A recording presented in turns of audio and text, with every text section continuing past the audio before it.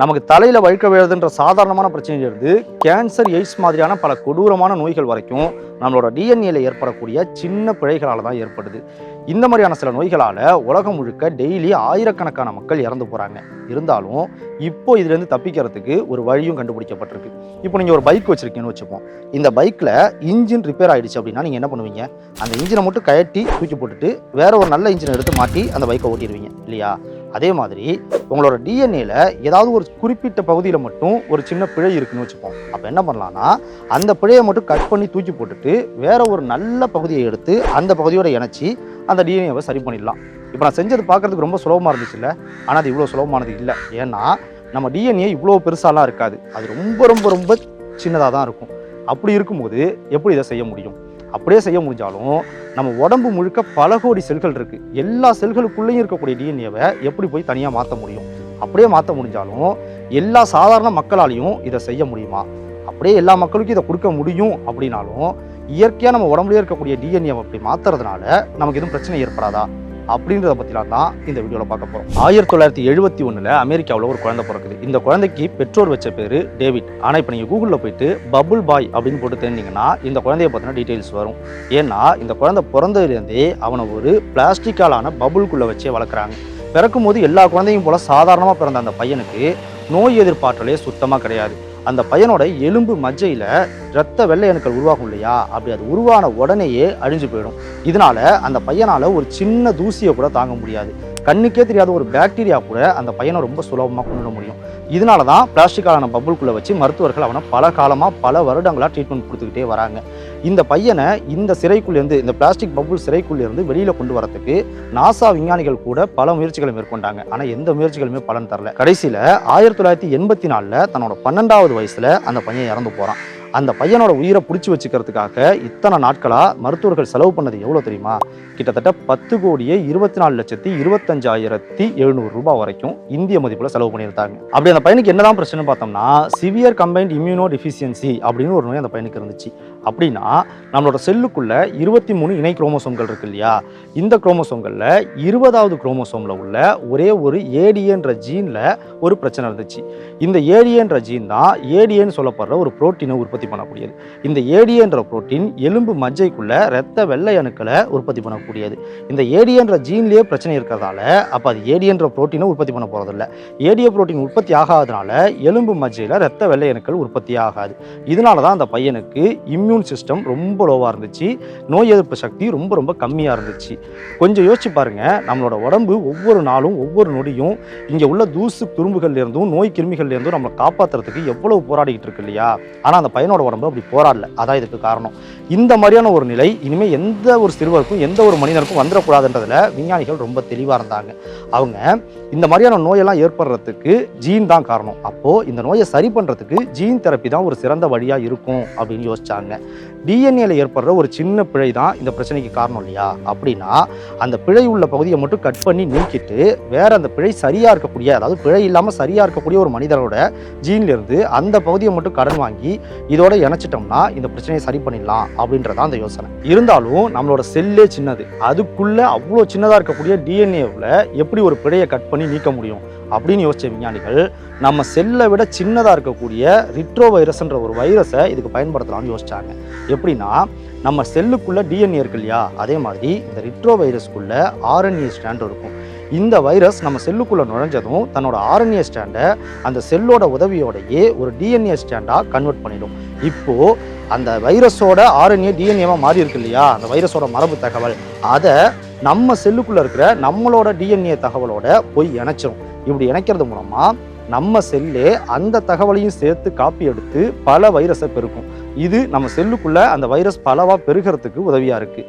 இந்த முறையை நமக்கு சாதகமாக பயன்படுத்திக்கலாம் அப்படின்னு விஞ்ஞானிகள் யோசிச்சாங்க. எப்படின்னா, நான் முதல்ல சொன்னேன் இல்லையா, டேவிட்ன்ற அந்த பையனோட உடம்புல உள்ள டிஎன்ஏல ஏடிஏன்னு சொல்லப்படுற ஒரே ஒரு சின்ன ஜீன் பிழையாக இருந்தது தான் இந்த பிரச்சனைக்கு காரணம் அப்படின்னு.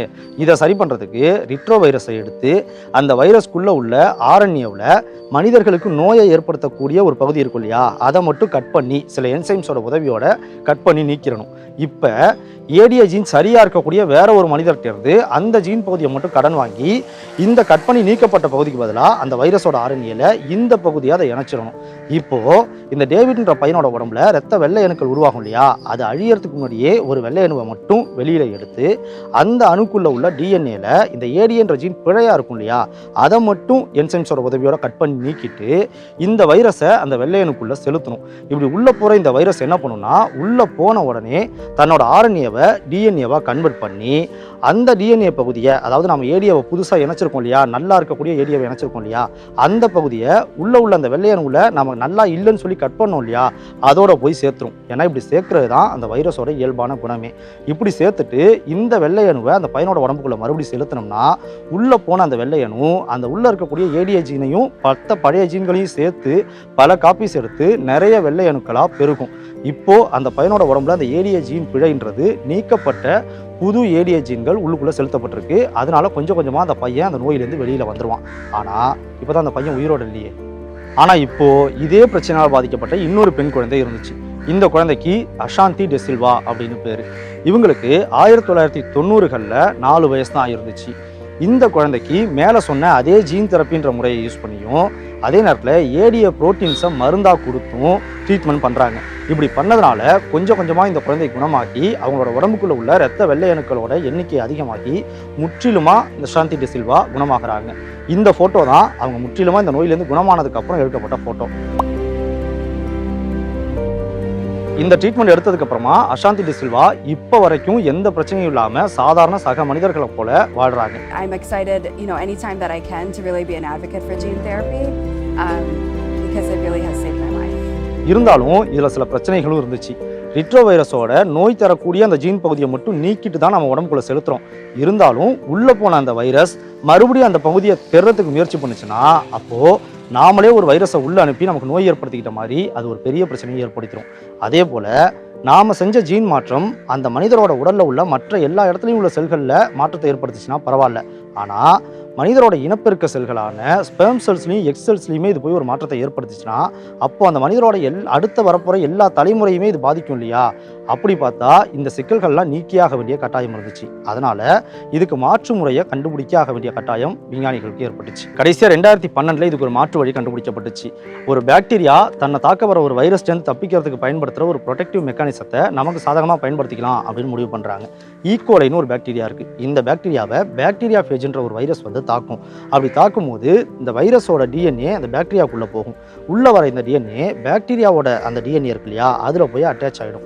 இப்படி ஆகிறதுனால பாக்டீரியாவோட டிஎன்ஏ காப்பி எடுக்கப்படும் போது இந்த வைரஸோட டிஎன்ஏவும் காப்பி எடுக்கப்பட்டு வைரஸ் அந்த பாக்டீரியாக்குள்ளேயே பல வைரஸா பெருகி ஒரு கட்டத்தில் அந்த பாக்டீரியாவே அழிச்சிட்டு பல வைரஸா வெளியில வரும்.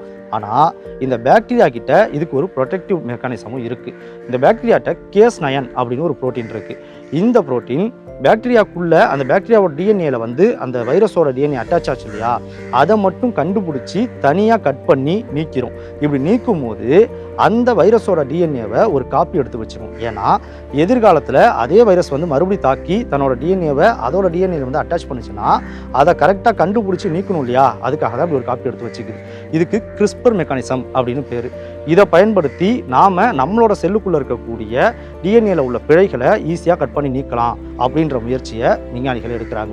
எப்படின்னா பாக்டீரியாவோட கட்டிங் டூலான இந்த கேஸ்9ன்ற என்சைமை எடுத்து அதுக்கு எந்த இடத்துல உள்ள நம்ம செல்லுக்குள்ள எந்த இடத்துல உள்ள பிழை உள்ள ஜீனை கட் பண்ணும் அப்படின்ற தகவலை இன்பில்டாக கொடுத்து நம்ம செல்லுக்குள்ள அதை அனுப்பினோம்னா உள்ள வர அந்த பாக்டீரியாவோட அந்த என்சைம் உள்ள போய் நம்ம செல்லுக்குள்ள உள்ள டிஎன்ஏல எந்த இடத்துல பிழை இருக்கோ அந்த பிழையை மட்டும் கட் பண்ணி நீக்கிறோம்.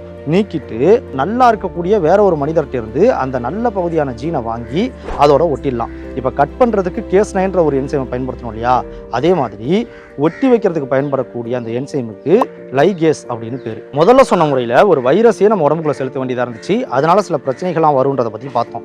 ஆனால் இப்போ சொன்ன இந்த கிறிஸ்பர்ன்ற முறையில் ஒரு பாக்டீரியாவோட கட்டிங் டூலை மட்டும் தான் நம்ம உடம்புக்குள்ள செலுத்த போகிறோம். அதனால இது ரொம்ப பாதுகாப்பான செயல்முறையாக இருக்குது.